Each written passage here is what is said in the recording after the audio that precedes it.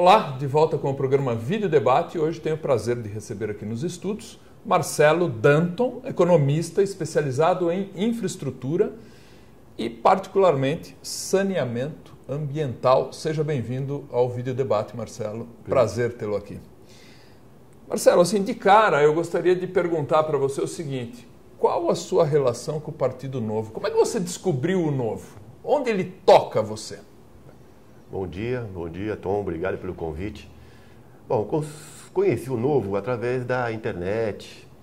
O Google hoje é uma maravilha, né? Você começa a pesquisar, apareceu lá no Partido Novo, deu uma lida e me identifiquei muito com os princípios e com o modo de ser montado do Novo, sem político. Aquilo me chamou muita atenção, de um partido não estar sendo cacifado por nenhuma figura política expressiva.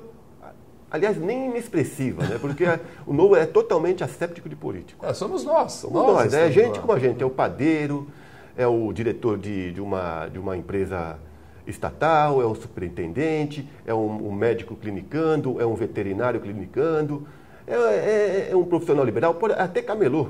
O camelô é um profissional liberal. É estranho porque, no fundo, todos nós somos políticos de alguma forma, mas você está falando daquele político profissional. Né? Que faz da sua vida. O Brasil tem uma coisa muito interessante. Nós decretamos a República, passada agora a República, mas nunca deixamos de ser uma monarquia. Como assim? Aliás, você gosta muito de história, né? Gosto de história. Decretamos a República por um modismo europeu, norte-americano. Né? Fizemos um Estado federativo, no papel também, porque não é uma federação devido à carga tributária muito grande. Vou até anotar aqui para te perguntar, que isso é uma coisa que me incomoda muito. Aqui a federação é o contrário. Né? Você leva tudo para cima e depois distribui benesses, ao invés de reforçar a base. Por isso que é uma monarquia. Ah, tá. Olha aí que coisa. Entendeu? Então, ali são os 18 ou 19 impostos vigentes no país, sendo que os 12 maiores impostos que geram maior receita são exclusivamente federais. Os outros 3 é estadual, os outros 3 municipal. Mas o grosso dos impostos é eminentemente federalizado. Eu vejo isso, Marcelo, como um dos maiores males que tem no Brasil. Você concentra muito poder no ente público e na federação, lá em cima, a União pega praticamente todos os recursos e depois ela, quase que num gesto, entre aspas, santificado, vai distribuindo as benesses, os recursos. Isso é um convite à corrupção. Gostaria que você analisasse isso. Olha, a frase notória do Partido Novo, dos seus seguidores e dos seus apoiadores, é clássica: quanto mais Estado, mais corrupção. É inexequível isso. Então, reduzindo o tamanho do Estado, você reduz automaticamente a corrupção. Tá? Quanto menos dinheiro, menos poder econômico no Estado, menos barganha ele vai ter. Então, é inexequível isso. É claro como uma água cristalina. Agora, quando eu fiz a analogia de monarquia, a monarquia tem justamente essa figura. Ela centraliza, né? E distribui para os seus súditos. O federalismo norte-americano, não. A riqueza é gerada e fica onde que está. E o excedente, ele é pontuado para desenvolver o país como um todo. Mas o governo americano indicando o norte e a iniciativa privada fazendo. Entendeu? Eu falei assim: olha, hoje eu quero desenvolver o projeto Apollo.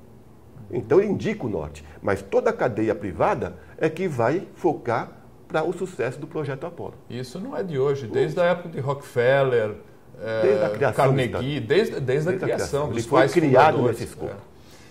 E é o que é hoje, né? E o Brasil, uma potência, recursos hídricos, recursos de todos os lados. E a gente não consegue seguir esse modelo. O que será que falta para a gente, não? Eu fico me perguntando. Bom, aí vamos comparar dois iguais, tá? A geografia que molda o povo. A geografia, ela molda. Então, se tem um país que tem um inverno rigoroso, aquela população é obrigada a poupar durante a bonança para consumir nos maus tempos do inverno. Penso da mesma forma, penso igualzinho. Então, o Brasil, ele tem como você uma vez disse, estica a mão, você pega o fruto, pega o peixe. Não temos um inverno rigoroso. Temos uma mata muito espessa, dificultosa para o desenvolvimento. Mas, mesmo assim, não se compara ao inverno. Ela tem o alimento, tem a água, tem o alimento, está ali. Não se compara ao inverno em que você fica sem alimentos, sem o peixe, sem um monte de obriga o cidadão a poupar. Falta no brasileiro, sob minha perspectiva, minha ótica, a cultura de poupança. A gente não tem isso, a gente gasta demais, então é um problema. Aliás, falando em gastança, não consigo evitar esse assunto. Que lambança que fizemos com o dinheiro público agora. Quer dizer, não tem mais orçamento, vale tudo. É complicado. Isso não vou nem perguntar para o meu entrevistado, porque é um assunto delicadíssimo, mas eu passo aqui a minha indignação. O Brasil, não só o seu povo, mas nossos governantes, exemplo vindo de cima, não tem a cultura de respeitar o orçamento que o povo delegou para o executivo. Triste de ver. E vamos pagar a conta futuramente com mais inflação. Sem dúvida nenhuma. Inevitável. E depois a gente vai ficar chorando. Por que será que veio a inflação? Que coisa? E aí vão eleger algum bode expiatório qualquer, sendo que a impressão digital desse crime está no próprio governo. Caçador de Marajá, né? Vou achar um bode expiatório e arrumar o caçador. Caçador é que não falta aqui. Mas assim, voltando um pouquinho, Marcelo, à questão do novo, como que você vê essa coisa do mérito? Então, vamos fazer aquele traçado que eu falei entre o Brasil e os Estados Unidos. Vamos lá. Duas potências econômicas, né? Território, vasto território, e até recursos hídricos. O Brasil, notoriamente, tem muito mais potência econômica, potencial econômico, do que os Estados Unidos devido aos seus climas, entendeu? Os Estados Unidos, ele teve uma composição, uma criação diferente. O indivíduo que ia para lá, isso é notório já, ele ia para morar, ele ia para conseguir novos horizontes que ele não encontrava mais na Europa devido à fome, guerra, perseguição política. Isso. Ia para construir algo. Ia para construir algo. No Brasil, não. Era um sistema exploratório, garimpo. Né? Garimpo ou de árvores, de peças nativas, ou do minério propriamente dito, enricar e voltar para a Europa como barão, visconde ou lorde. Entendeu? É triste, então, essa já é uma gritante diferença. Aí, o que aconteceu com os Estados Unidos? Vamos pular todo o processo que deu origem aos Estados Unidos, mas os Estados Unidos também é um país recente. É um país o quê? Começou em 1800 arredondando. Entendeu? E só uma analogia, Nova York tinha em 1850, 1860, 1.100.000 habitantes, enquanto São Paulo, nesta mesma época, tinha 33 mil habitantes. Quem construiu os Estados Unidos foi o quê? Imigrante, irlandês, o próprio chinês. As ferrovias norte-americanas foram construídas pelo povo chinês. Entendeu? Então eles iam, desbravavam todo o centro-oeste americano. Só que tem um grande diferencial entre o Brasil e os Estados Unidos. Foi o momento em que os Estados Unidos conseguiu desbravar sua fronteira. Passou as montanhas rochosas e desbravou. É descampado. É uma coisa fácil de implementar a infraestrutura lá. Tinha essas dificuldades, não é tão fácil, né? Mas ele era muito mais fácil em relação ao Brasil, e que tem uma mata muito densa, é difícil o Brasil. Os Estados Unidos não era descampado. Então a área agricultável lá era muito fácil de ser feita. O Brasil tinha que desmatar. Então, quando surgiu os primeiros entreveros mundiais, a Primeira e a Segunda Grande Guerra, os Estados Unidos já tinham uma infraestrutura meio tosca para a época, mas já tinha uma infraestrutura de fornecimento de alimentos e mão de obra industrial, tá, para a Europa, que estava travada. Foi aí que os Estados Unidos se industrializou. Porque senão estava tudo na Inglaterra, na Germânia. Então, as duas grandes guerras foi um imperativo para os Estados Unidos se desenvolver essa enormidade que nós vimos depois da Segunda Grande Guerra Mundial. E eles aproveitaram. Aproveitaram com excelência. Por quê? Porque na iniciativa privada. Não depende do governo. É isso. E eu queria fazer um paralelo que nós tivemos recentemente uma grande oportunidade no Brasil, porque o preço das commodities disparou. E o Brasil tinha commodities. Agora, na era Lula, inclusive, tínhamos commodities para vender para a China, vendemos commodities para a China a preços exorbitantes, entrou uma fortuna aqui, diferença, não aproveitamos. O que nós fizemos com o dinheiro? Adotamos a velha máxima de Roma, pão e circo para o povo. Não criamos infraestrutura séria e boa. Foi Bolsa Família, às vezes é necessário, tem que dar, mas Bolsa Família eu associo ao pão. Copa do Mundo, Olimpíada, Carnaval, futebol, é o circo. A gente está muito focado no pão e circo. O lazer tem que existir, eu concordo, comida às vezes tem que dar, mas também tem que ter o outro lado. A gente tem que investir em infraestrutura. Como é que você vê essa questão? E tem uma outra coisa que você mencionou, que eu gostaria também de colocar aqui na ordem do dia. Nós saímos de um grande Deus proverá, que é uma situação do passado, e hoje a gente está no Estado proverá. O Estado que deve prover. E você fala que o Brasil tem muito essa pegada o Estado, a gente depende muito do Estado. A força não deveria estar com o indivíduo e através de competências residuais, quer dizer, o que o indivíduo não dá conta vai para o condomínio, o que o condomínio não dá conta vai para o município, o que o município não der conta vai para o Estado e, finalmente, a União, a Federação. Como é que você vê essa situação toda? É uma pergunta capciosa, até um pouco complexa, mas eu jogo todo esse abacaxi para você aí. Vamos descascá-lo, né? Fazer o quê? Bom, a primeira parte da primeira pergunta, que se referia à infraestrutura brasileira, o Brasil fez infraestrutura, fez bastante, pegou esse dinheiro, gastou mais com bolsas, gastou mais com seguro-desemprego, né, de 6 meses, não era um ano, passaram para 6 meses. Gastaram bastante esse dinheiro, gerou um mercado consumidor interno, gerou escala, mas o problema da infraestrutura, elas não se conectam. Elas se demora uma eternidade para serem feitas, param, começam a encarecer, 12 anos. Estrutura ideal é 7 anos no máximo.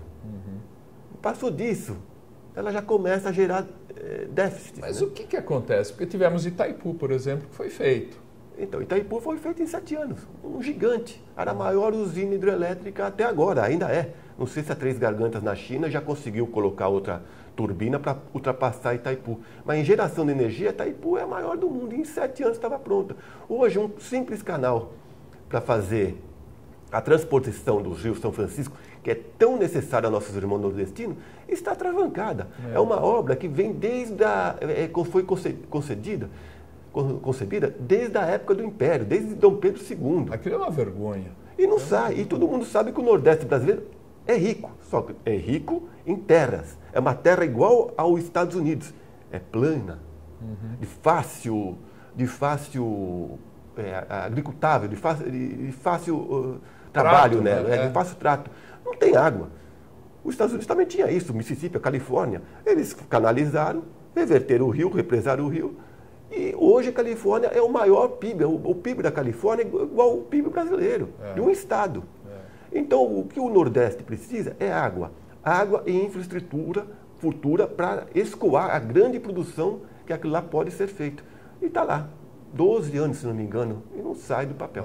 É uma vergonha. Aliás, a Califórnia, falando em Califórnia, eu gosto muito daquele estado, salvo engano, é o mais populoso dos Estados Unidos e um dos mais ricos, se não o mais rico dos Estados Unidos. O PIB da Califórnia chega perto do PIB brasileiro. Impressionante. É o mais rico e coisa que era Nova York, o estado de Nova York é mais rico. Ultrapassou Nova York, é o estado mais rico. E o Nordeste podia ser a mesma coisa. Agora, eles têm a cultura. Numa das idas que eu estive nos Estados Unidos várias vezes, uma vez lá tive uma passagem que foi assim, tinha uma senhora com aquele carrinho de bebê com 2 bebês, gêmeos, ali, com uma dificuldade extrema para descer a escada ali do metrô, em Nova York. Isso. E eu gentilmente ofereci minha ajuda, porque é uma situação chata, né? A mulher descendo lá e você, marmanjão, não oferece ajuda. Então eu ofereci ajuda. E ela viu que eu era pessoa do bem, tudo, me tratou com muito respeito, mas ela falou assim, não, eu fiz, eu tenho que dar conta. Eu acho até um pouco exagerado essa pegada norte-americana, mas tem um lado muito positivo. Ele dá conta do que ele faz, ele é o faça você mesmo lá, é muito forte. E no Brasil, e aí entra na segunda parte da minha pergunta, nós temos a cultura de o Estado proverá. Antigamente era Deus proverá, agora essa figura quase mítica do Estado tem que dar conta de tudo. O Estado tem que prover. tudo que eu preciso, todas as minhas necessidades, inclusive lazer, pela nossa Constituição. Ele tem que até fornecer lazer para você. Não existe uma falta, e eu entro na questão específica, uma falta dessa mentalidade e desse conhecimento até, de que se eu estou recebendo do Estado, alguém está trabalhando por mim. Aí evoco Margaret Thatcher, né? Se alguém está fazendo, se alguém está recebendo, algum outro está trabalhando a mais para que ele receba. Correto, né? A velha fábula da formiga e da cigarra. Mas hoje em dia a cigarra é remunerada, né? Se for um bom cantor, uma boa intérprete, ela é bem remunerada. Mas é isso mesmo, a nossa cultura, não é um sectarismo da minha parte, nada, mas a nossa cultura, ela levou a isso, está intrínseco em nós. E precisamos mudar. Agora, só terminando aquela Precisamos acreditar no trabalho e não no recebimento de benesses sociais. Só no recebimento. E isso, eu estou te interrompendo um pouco, até peço desculpas a você, no entrevistado é você, mas é que eu não resisto. Não é aqui da minha parte falar que tem que acabar com as benesses. Eu acho que muitas vezes a solidariedade tem que estar em cima da mesa e vamos ajudar os que mais necessitam. Mas temos que tomar muito cuidado com o abuso que se faz de um sentimento nobre de solidariedade. Muitas vezes o brasileiro abusa dessa solidariedade. Eu estive, contei fora do ar para você, estive no Ceará, um povo bom, maravilhoso, qualidades fantásticas, e fiz todo o litoral cearense. Mas tem um problema lá, que a gente tem que olhar, não com preconceito, mas com um senso de realidade. O problema lá é que o pessoal tem uma frase, tá de bolsa. É uma simplificação do estar de Bolsa Família, gozar do benefício do Bolsa Família. E o cidadão tem um emprego, mas ele opta por não trabalhar. Esse é um abuso. E eu tive aqui no estado de São Paulo uma oferta de trabalho que eu fiz, eu não conseguia preencher a cadeira, porque o cidadão chegava e falava assim, não, eu estou com seguro-desemprego, então eu não posso perder o seguro-desemprego, então não vou trabalhar para você, ou trabalho sem registro. Mas o seguro-desemprego é justamente para quem não tem a oferta de emprego. Quem tem que abandonar, sim, o seguro-desemprego. Esses conceitos estão muito mal interpretados, sob a minha perspectiva, pelo povo brasileiro. E passo o abacaxi para você agora. Outro abacaxi. Eu não sou bonzinho aqui. Não, isso é muito mal. Acontece o seguinte, só para terminar o primeiro da infraestrutura, a infraestrutura brasileira, nesse tempo de bonança, ela houve, mas atiraram para tudo quanto é lado. Tá? E não terminaram. Demora muito para terminar, ela começa a perder a eficiência do projeto. E temos que terminar e temos que fazer mais infraestrutura. Entendeu? Agora, joga a bola para o governo. Dilma, né? Vamos terminar e ver o que dá. Termina o canal, Dilma. O canal lá do Nordeste para dar emprego para o pessoal lá do Agreste pernambucano, baiano e sergipano. Com referência à cultura eu tenho só direito, não tenho deveres, isso é clássico no Brasil desde a época do descobrimento. Tá? Então, chegou o jesuíta lá, veio aqui, bonitinho, falou assim, não, aqui está protegido porque são cristãos novos. Né? Estão todos protegidos e não podemos mais, como fala, desenvolver o país como forma de se sustentar. Né? É só um país de exploração. Vem para cá e tira o que tem aqui e leva para lá. Levaram o índio para lá, levaram o pau-brasil para lá, levaram o ouro para lá, levaram tudo. E ricaram e não voltaram porque era uma terra não tão agradável, muito quente, era fora dos padrões geográficos europeus, norte-americanos. E com isso, com o tempo, ficou impregnado na nossa cultura isso. Essa sentimento de extração, só quero extrair. Tá? Impregnou. E só um choque cultural forte, através da educação, tá? Mudando os parâmetros de direcionamento, de de vitimismo. Assim, olha, isso é terrível, é uma das piores coisas que eu vejo. Fazendo uma autocrítica nossa. Exato, não é só o brasileiro, não deu, tá chovendo, é uma coisa que nós temos que trabalhar. É a terra da desculpinha. E o pessoal não foca em resultado. Supere o problema. Você está com problema? Força. É o exemplo que você deu. Ela pariu 2 filhos.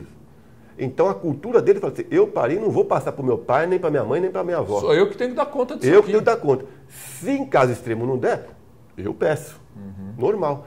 Agora, a solidariedade, qual que é a solidariedade norte-americana e qual que é a nossa solidariedade? O americano, se acontece algum entreveiro atmosférico, natural, aquela sociedade, ela se organiza e reconstrói. O Japão tem muito também, isso também. Sociedade fantástica. É o compadrio. Às vezes as pessoas nem se conhecem direito, mas aconteceu um dissabor naquela família, eles se protegem. Obviamente nas cidades menores, porque as cidades maiores tem outros problemas. É que nem São Paulo, né? Ela fica mais fria, ela fica mais... Claro. É natural. Mais introspectiva, é natural isso. Agora, nas cidades de 100 mil habitantes lá, eles se ajudam. Aí é que está a solidariedade liberal. Na hora que o negócio pega mesmo, eles constroem. Inclusive até para heróis deles. Fala assim, olha, uma forma de prestigiar os heróis dele, e o herói perdeu alguma coisa, eles têm um respeito, eles cotizam em forma de trabalho, não é em forma de dação, é em forma de trabalho. Eles se cotizam e reconstroem aquilo que foi destruído. Aqui no Brasil já não acontece isso. Foi destruído, eles olham para o governo. Entendeu? É isso que precisamos mudar. Não eu tenho esse vício, muitas pessoas têm esse vício. Sim, isso é e nós precisamos de ser autocríticos e falar assim, olha, vamos correr, mas correr para nos ajudar. Agora, com o governo no nosso cangote, não dá. Aí é complicado e não posso tirar a razão do povo também, né? Eu vou deixar essa sua fala, eu vou deixar para a gente debater no segundo bloco, porque é um ponto importantíssimo e merece ser aprofundado com mais seriedade. A você que nos acompanhou até agora, segundo bloco então, mais vídeo debate, mais Marcelo Danton para você. Até já.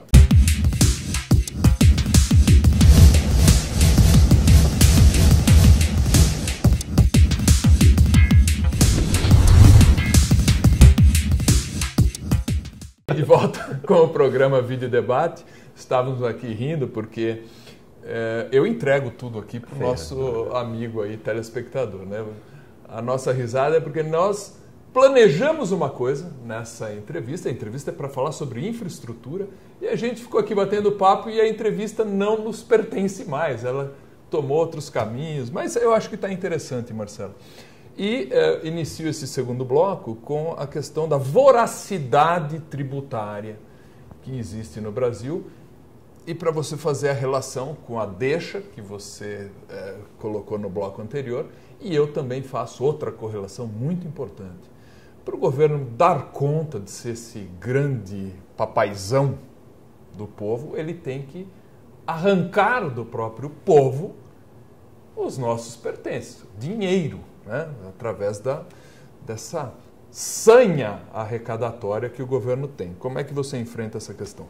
Bom, um dos graves problemas do Brasil justamente, começamos a falar isso, né? O Pacto Federativo, ele é ferido de morte, devido a essa estrutura tributária que nós temos atualmente e que vem de longa data, né? É anacrônico, 12 grandes impostos sangrando os estados, sangrando a produção, sangrando o cidadão, e tudo centralizado lá, Brasília. Brasília como um Deus poderoso, olha só, olha, esse vai, e nada termina. Nada, fica tudo truncado, os recursos são escassos. E se você não tem uma política clara, objetiva, de desenvolvimento socioeconômico, tudo atravanca. Então, não anda o Brasil. O Brasil começa norte e sul, termina no centro-oeste. Então, não é sul, é norte e centro-oeste. Aí você faz só aquele espigão da norte e sul e não tem os acessórios para escoar a produção do sertão nordestino. Quer dizer, está colocando água, mas não está prevendo um ramal ligando a escoação futura do sertão nordestino para a rodovia Norte-Sul. Então é esse tipo. Falta inteligência? O que falta na infraestrutura, no planejamento da infraestrutura? Olha, isso eu chamo de, não é de inteligência, porque não tem ser humano burro. Não existe ser humano burro. Tá? É conflito de interesses em detrimento da sociedade econômica. A pessoa tem um interesse, eu sou bom para produzir trilho de trem. Eu não tenho interesse em fazer canais de irrigação. Então fica aquela disputa entre empresários para ver quem pega mais para o seu negócio, quem alavanca mais o seu negócio. Eu quero fazer trilho de trem, não quero fazer canais de irrigação que leva a concreto. Então tem esse jogo, isso em qualquer país do mundo. Aí cabe ao governo, por isso que ele quer ser governante, fazer a dosimetria certa disso. Do desenvolvimento entre o comercial, o trabalhador e o industrial. O comerciante quer vender. Então, quanto mais dinheiro você joga no mercado, mais o comerciante vende. Só que a indústria é penalizada. Correto. Tá? E o trabalhador, quanto mais direitos dá para o trabalhador, mais ele consome. Então, o comerciante gosta, mas a indústria é penalizada. Então chega uma hora que quem produz, que é a indústria, começa a faltar o dinheiro. Aí começa a ter os desequilíbrios das contas. Por quê? Porque o governo não fez essa dosimetria certa. Ele errou. E atravanca tudo. O Brasil fica um país atravancado. E quando começa a atravancar, de vez de avançar, é muito mais fácil você regredir. Por isso que o PIB cai. Aliás, o nosso PIB, com toda essa fábula que foi colocada em estádio, em infraestrutura da Copa, terminou em 0,2. É inacreditável. E qualquer país do mundo que tem um evento tipo Olimpíadas, Copa do Mundo, Jogos de Inverno, o PIB cresce, no mínimo 1%. Mas por que isso? Eu não entendo isso. É porque foi feito de forma errada, foi planejado de forma errada e não teve uma composição de interesses. Foi uma composição de interesses que é legítima, a composição de interesses é legítima. Você no seu namoro diário, você na relação familiar, é legítima. Cabe ao seu pai e à sua mãe regrar esses seus interesses. Ah, mãe, eu quero comprar, não quero estudar, eu quero comprar carro. Não, meu filho, você vai estudar. O governo é a mesma coisa. O governo ele tem que governar o povo de uma forma para ajudar o povo a dirigir essa vida de uma melhor forma possível. O governo não faz isso. O governo brasileiro, ele quer reinar, ele não quer governar. Ele quer reinar no povo e falar, eu sou dono da verdade e acabou. Nós somos súditos de Brasília? Vocês são súditos. É como eu falei logo no início. O Brasil foi uma república por modismo, né? Mas de fato é uma monarquia. Que coisa. Né? A nossa estrutura política é monárquica. E o imposto é característico disso. Sufoca o cidadão. Tá? Se você fazer, por exemplo, uma analogia, na época dos grandes impérios, alemão, Guilherme, na Inglaterra, você vê que as grandes revoluções foi em virtude dessa sanha arrecadadora do governo central. Esse é um dos maiores males que eu vejo.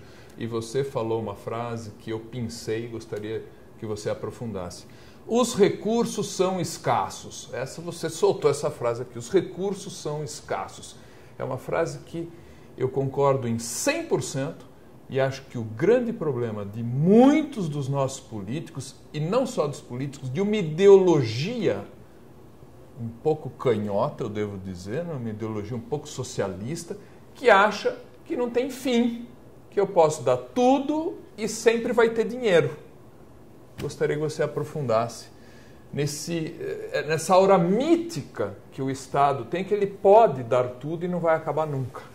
Bom, esse conceito de recurso escasso é uma máxima econômica que aprende na faculdade, né? Não fui eu que lancei essa frase, mas é uma máxima sempre presente e sempre vai estar presente em qualquer atividade humana. O cobertor é curto. Então, se você não souber quais partes do corpo você cobrir para proteger, para não pegar uma pneumonia, você vai ficar doente e vai acabar morrendo. É isso que acontece no Brasil. Vai acabar morrendo, a indústria morre, o comércio morre, e o emprego também morre, que é uma questão de tempo o desemprego começar a surgir, porque ninguém emprega com inflação. Os recursos agarrados pelo governo, eles têm que ser dispostos de tal forma em infraestrutura para produzir mais riqueza, para você sempre dar o up, né? Você produzir, você aplica numa estrada para escoar a produção, para vender e arrecadar mais impostos os impostos comedidos, os impostos honestos, né? Não de 2 dígitos. No Brasil, o imposto é de 2 dígitos. Imposto sobre alimento, aqui no Brasil, a média é 15%. Sobre arroz, é a média. Nos Estados Unidos, aliás, em qualquer país da OCDE, fugindo um pouco dos Estados Unidos, em qualquer país da OCDE é 7%. Não é 1 dígito. No Brasil é 2 dígitos. ICMS nem vou falar. Não, fora o resto, gente, eu fico horrorizado. Tem imposto que é de 100% do produto. Você vê os eletrônicos, você vai para os Estados Unidos, tendo imposto lá, você paga menos da metade pelo mesmo produto. Isso já não é mais imposto. Isso já tem tem outro nome. Tem outro... Né? Eu vou falar que é roubo. Esse que é o nome certo. Tem outro nome. Isso o doente está na UTI e você dá com a mão no pescoço dele e pondo oxigênio. Exatamente. Via BNDES, via Caixa Econômica do Brasil. Está pondo oxigênio, mas estrangulando o pescoço, o cidadão, o pescoço do empresário, do cidadão. Isso é uma paradoxo. Vergonha. É uma vergonha. Eu fico bastante incomodado com essa situação. Faço críticas assim. Eu tenho uma crítica mordaz, não só à nossa presidente, como também a toda a ideologia petista, que eu acho nefasta para o nosso país. Isso eu falo de público aqui, sem problema nenhum. Agora, essa história dos recursos escassos, que você bem colocou, que isso está na escola de economia, na faculdade de economia, né? Você, como economista, sabe bem, vamos dizer, a base da escola austríaca, por exemplo. Mas nós temos Keynes, que parece que tem um raciocínio um pouco diferente, né? Que você tem que fazer aquele produza a qualquer custo, né? Mesmo que seja sangrando o Estado. E me parece que isso, fazendo analogia com o que aconteceu aí, dessa festa de não ter mais orçamento no Brasil, vale tudo, o que me remete a isso que a dona Dilma fez, inclusive comprando os nossos deputados, com a situação de não tem mais limite, me relembra muito ao sistema ditatorial, que o chefe do executivo pode tudo. Né? Porque se a gente lembrar Montesquieu, o que é a democracia? É tripartição de poder. Se o executivo aparelha o Supremo Tribunal Federal, aparelha o Supremo, está o Dias Toffoli lá, e companhia limitada. Ele dá mensalão para o Congresso Nacional, que foi o escândalo do mensalão aí há poucos anos atrás. E agora também tem outras coisas, outros escândalos aí. Quer dizer, você tem um executivo, um super poder executivo, dominando todo o dinheiro do Brasil, distribuindo benesses, então o dinheiro é dele. No legislativo ele domina e no judiciário ele aparelha. Então, onde está a nossa democracia? Me lembra muito a figura do lobo em pele de cordeiro. A epiderme é democrática, mas o interior é totalmente ditatorial. E eu passo esse abacaxi realmente para os seus comentários. É como eu vejo a coisa. Né? O imposto no Brasil é distribuído de uma forma, é arrecadado de uma forma errada. É centralizado no governo central, devia ser atomizado entre os entes federativos. Tá? Isso em virtude da Constituição de 88, em que deu 70%, mais ou menos, uma média, para o governo federal dos recursos dos impostos, uns 20% para os municípios e 10% para o Estado. Por isso que o ICMS nos estados tem essas tarifas de 25%, 30%, porque foi a forma do Estado sobreviver. Porque senão ficava só de pires na mão pedindo para o Executivo de Brasília os impostos que o Estado, gerador de riqueza, tem direito.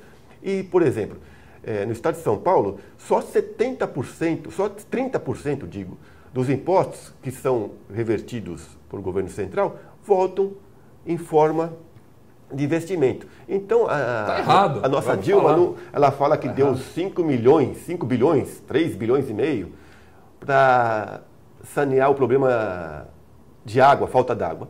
Não deu nada. Mentira, eu também acho mentira. Ela está devolvendo uma pequena parte do que ela já tomou. E mais grave ainda, isso daí que o Reinaldo Azevedo colocou muito bem nessa coluna, isso é via empréstimo da nossa Caixa. Da Caixa Econômica Federal, desculpe. Da Caixa Econômica Federal. Sim. Quer dizer, é um empréstimo que São Paulo vai ter que pagar. Sim. Qual a diferença se Então, tomássemos esse empréstimo do Itaú, por exemplo? A Dilma ia falar que deu também, porque emprestamos do Itaú. Quer dizer, São Paulo emprestou de um banco e vai ter que pagar. Então vivemos... Não deu nada, a Dilma não deu nada para o Estado de São Paulo. Vivemos uma grande mentira, um grande teatro. As nossas instituições estão sob risco, embora muitos jornais falam que não estão sólidas, estão sob risco. Em 2015, vamos ver se elas são sólidas mesmo, porque vai vir muita água ainda e muita água suja. Eu também penso da mesma maneira. Aliás, estão sob risco? Sim, concordo em 100%. Principalmente porque se houve um problema fiscal, crime de responsabilidade, se houve, não se pode mudar a regra no meio do caminho, como fizeram. Agora é um problemão. Próximo bloco, prometo, nós vamos falar de infraestrutura, a história da infraestrutura. Aguardo você.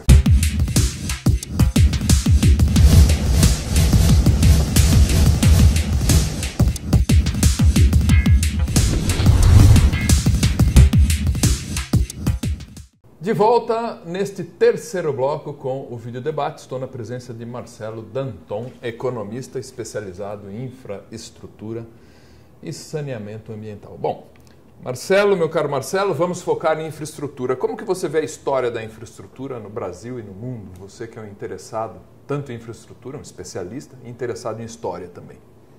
Olha, Tom, a infraestrutura no Brasil começou recentemente. Estamos em 2012. Por exemplo, a Estação da Luz, uma grande construção bonita, muito bonita, atualmente você vai lá, é linda. Ela começou em 1900. Quer dizer, a infraestrutura mesmo, a parruda, começou recentemente, 100 anos. Em tempos históricos isso é nada, vamos combinar. Nada. Nos Estados Unidos começou há 200 anos. Que também é pouco. Também é pouco, entendeu? Mas isso não é muito relevante, desde que seja planejada, bem executada, num prazo exequível e ininterrupta, né? E coisa que o norte-americano faz com o pé nas costas. Tiveram seus problemas também, tiveram seus baronatos na época, tiveram desvio, tiveram várias coisas. Mas eles corrigem, eles se autocorrigem. E hoje é a potência que nós vemos. Você tocou em Keynes. Keynes não foi tanto ruim. Por quê? Porque numa crise, como essa que a Dilma fala que o mercado mundial está ruim, ele aplicou numa infraestrutura. Tá? Foi uma crise igual a 1939. Só que ele fala assim, figurativamente, enterrar garrafas no deserto, pagar trabalhadores para enterrar a garrafa no deserto e pagar outros para desenterrá-las. Tem a figura clássica do fazer o buraco na estrada e o outro de trás tapa o buraco. Mas Keynes falou isso de forma figurativa. Ele sabe que vamos fazer grandes obras de infraestrutura nesses Estados Unidos. Então eles fizeram obras para os Estados Unidos ter um crescimento de 7, 8% ao ano durante 10 anos, que essas obras não se esgotariam. Fizeram grandes obras. Pagaram o trabalho, reflorestaram grandes margens de rios, que os Estados Unidos também teve esse problema de seca, que o estado de São Paulo teve em virtude dos grandes desmatamentos que eles fizeram no centro-oeste. Inclusive na Califórnia também eles tiveram um problema, tendo recentemente, mas lá a seca é de 3 anos. Então os Estados Unidos teve tudo isso e se corrigiram. Quer dizer, eles pagaram trabalhadores para fazer que nem a Floresta da Tijuca no Rio. Reflorestar. A Floresta da Tijuca no Rio é totalmente reflorestada por ação humana, que era um imenso cafezal. E eles fizeram isso no centro-oeste. Grandes parques americanos foram reflorestados. E eles transformaram e são parques até hoje. Não tem nada invadido lá. E então, tem jeito de corrigir? Tem jeito de corrigir. É aí que o Keynes entra. A teoria keynesiana entra nisso. Ele gastou dinheiro, mais Estado, forçou o Estado a pôr isso, mas em coisas que lá na frente vão agregar enorme valor para a produtividade do país.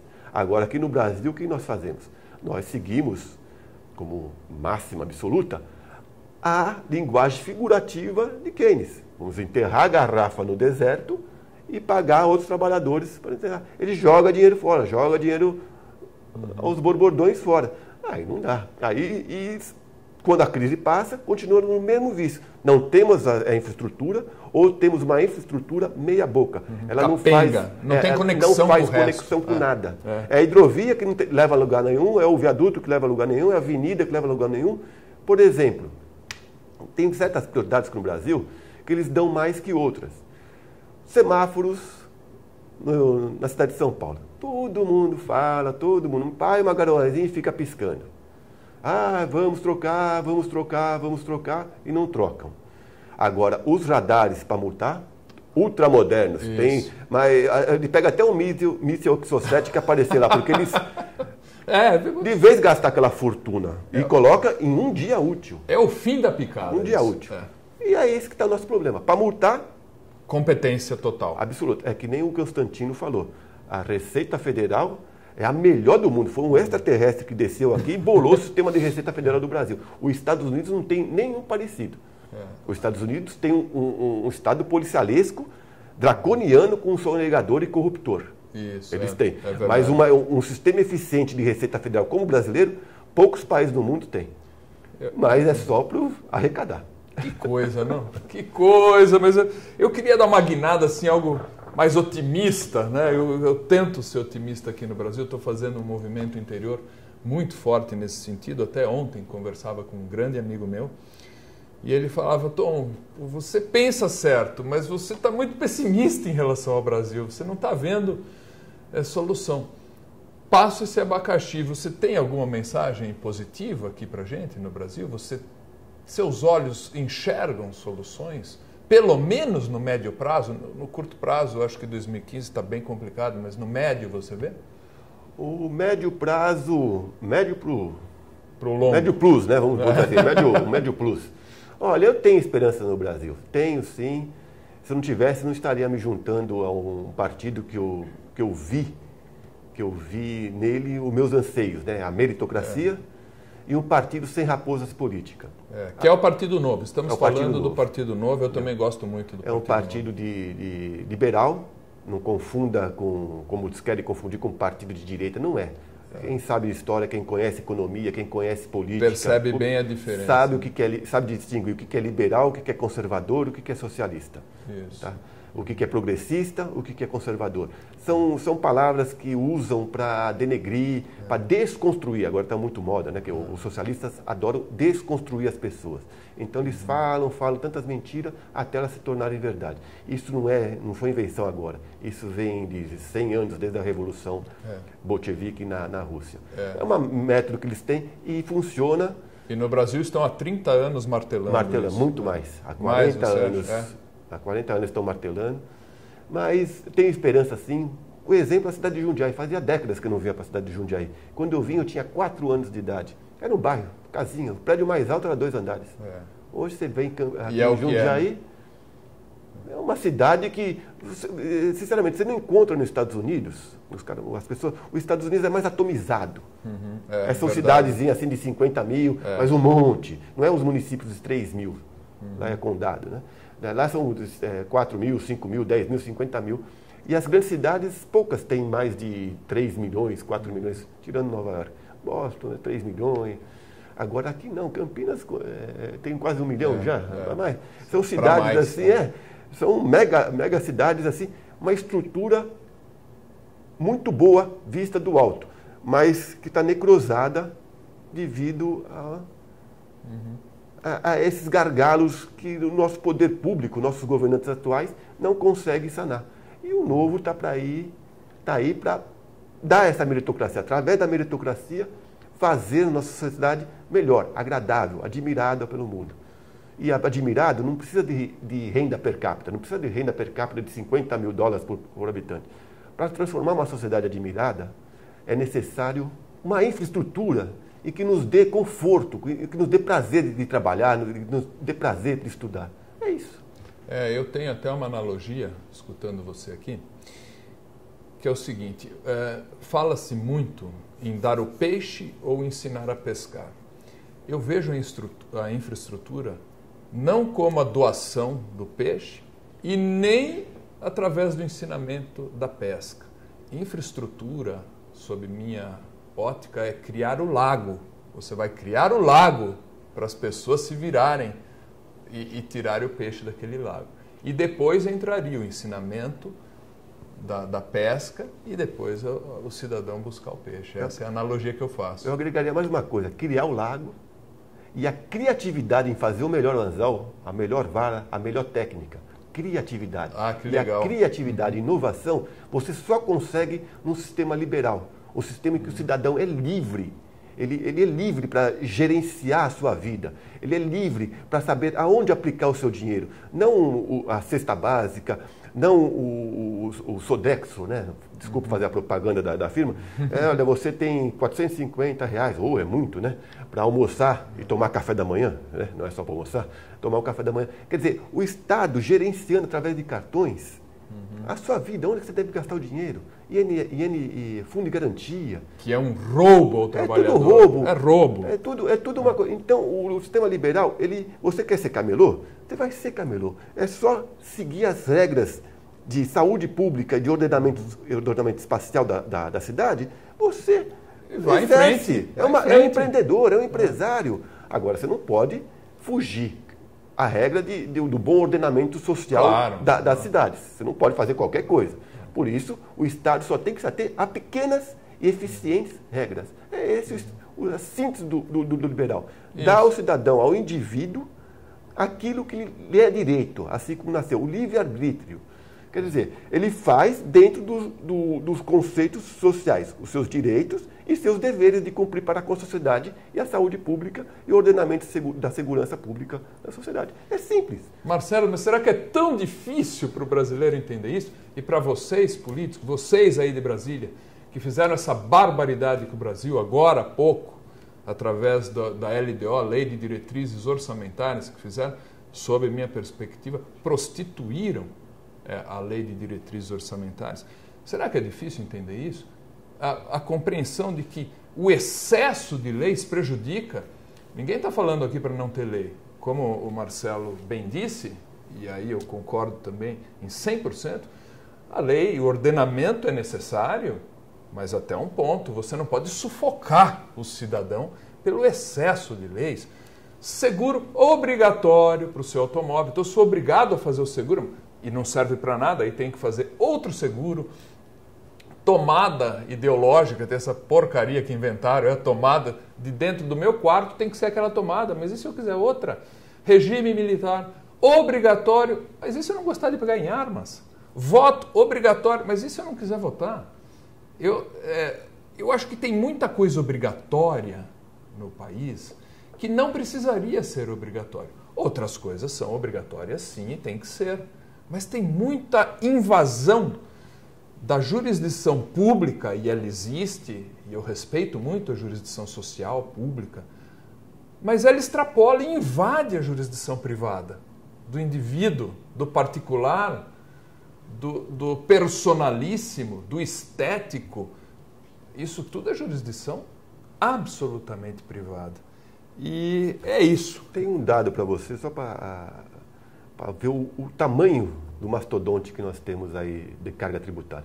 São 188 mil regras e leis que regem a nossa vida cotidiana. Quer dizer, você está sempre fora da lei. No âmbito federal, estadual e municipal. Para regrar tudo. Desde uma jabuticaba da tomada, tem vários jabuticaba no Brasil, tem várias jabuticabas. Uma época atrás, agora nós exportamos alguns know-how, que era a la lombada, né? O Brasil, o estrangeiro não conseguia entender por causa daquelas lombadas. Mas vocês fazem uma autoestrada de alta velocidade e põe uma lombada. Os estrangeiros não conseguiam ver. Hoje em dia já está mais difundido no mundo a jabuticaba brasileira. Mas o brasileiro adora fazer essa jabuticaba. 188 mil regras e leis existentes, vigentes neste país. E isso gera uma carga tributária que é 34% do empresário e 40%, 37%, 38% do cidadão comum, do cidadão normal. Quer dizer, você trabalha 4 a 5 meses por ano para sustentar essas 188 mil regras. Duro, né? É duro escutar isso. Mas, burocracia, enfim, é a famosa burocracia. O programa está encerrando, gostaria de abrir um espaço para você, falar o que você quiser, deixar aí o seu recado final. E está aberto o espaço. Você tem alguma colocação aí? Como é que Como que você está vendo a conclusão, fechamento aqui do programa? Olha, o fechamento que eu faço, Tom, eu vejo sim esperança no Brasil, eu vejo esperança de mudar. Vamos vencer essa etapa. 2015 vai ser um ano derradeiro. Nós vamos ver se nossas instituições aguentam mesmo o tranco que está por vir. E eu espero que o povo saiba pleitear, saiba sair às ruas quando necessário. Porque senão nós vamos assistir um outro episódio que nem essa da LDO. Quando foi necessário, nós não saímos para proteger a LDO.